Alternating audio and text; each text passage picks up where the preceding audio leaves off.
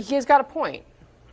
Well, I think his point would be strengthened if he were honest today about who burned his house down. You know, it was a Free Palestine leftist who came and burned down the governor's mansion.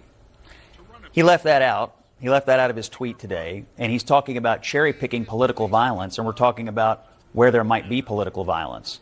The violence against the governor of Pennsylvania and his family came from the left.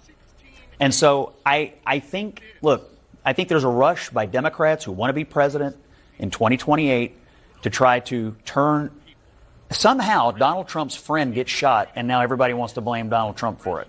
I guess that's what you have to do to get elected president as a Democrat. We are not doing that sitting here, okay? And Kate, I'm please sorry. Go ahead. Is that not what's happening?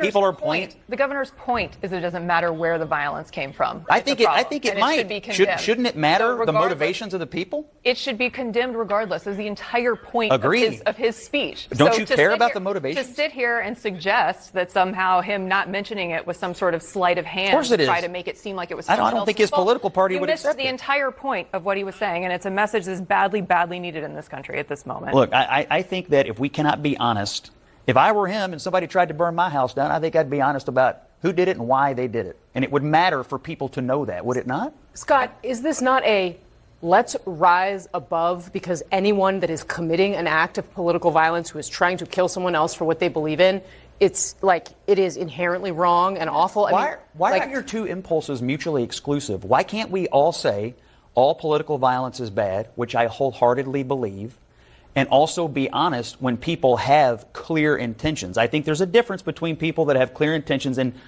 clearly deranged people. But in the case of Shapiro, and I think in the case of Charlie Kirk, we know the intentions, the political intentions of the people at play. And when we sort of skirt around it and we're not honest about it, we let it off the hook. And I don't think we should let people with clear political intentions to commit violence off the hook. And so I like what he said about condemning violence.